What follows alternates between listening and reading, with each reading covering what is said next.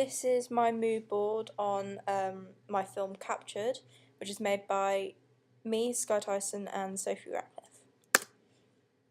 We wanted our location to be a mix between the dark room, which is going to be our first couple of scenes within our film opening, and a forest/park area, which was which our second half of the opening, that's where it was going to be set, because that's where the killing was going to happen.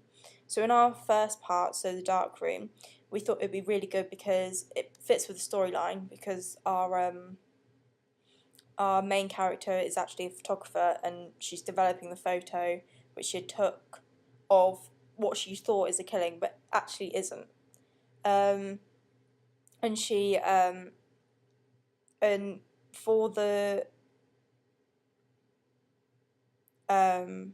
when we will film it, we're not going to actually be able to film it when it's dark with the red light, so we're going to have to put a red tint over it, which gives the effect of the dark room and makes it normal.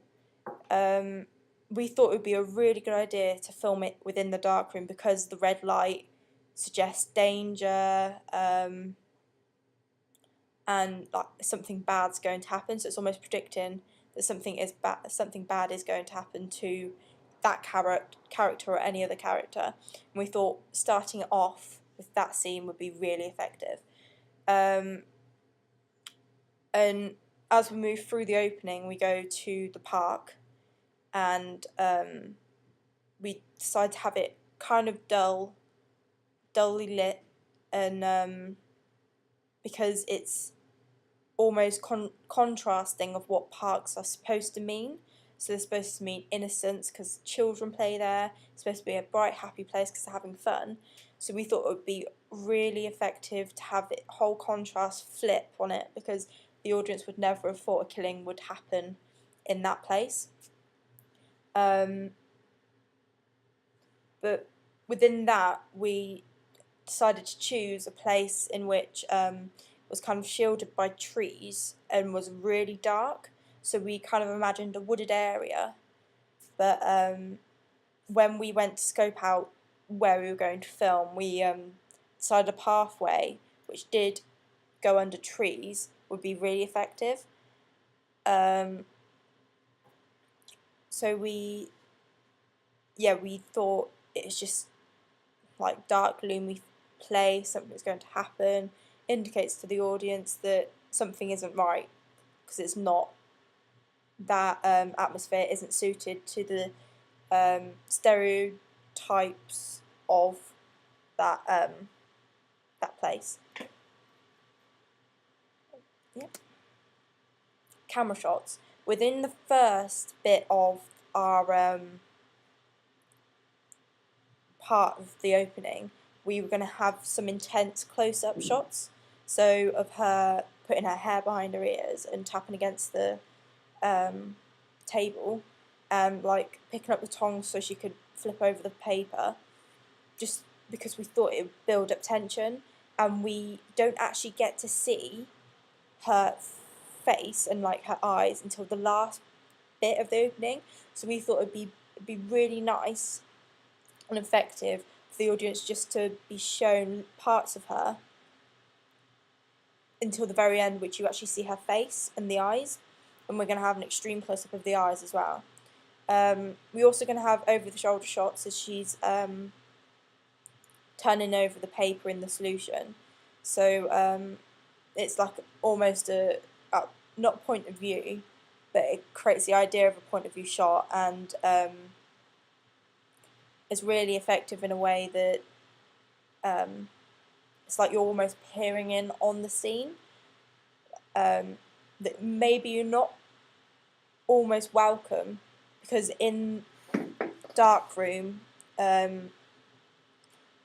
you're almost secluded in a way that no one's there, it's very dark, quiet, and so we thought over-the-shoulder shots would be really cool for the audience just to feel a bit uneasy and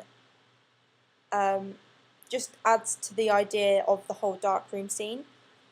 Other shots that we decided to put in was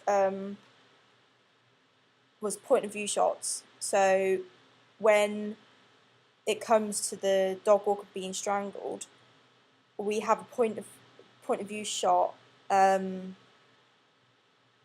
Point of view shot from the murderer's perspective, and it kind of, we thought that would be really good because it puts the audience in the killer's shoes and sees what they see, and it also adds to the range of shots which we use.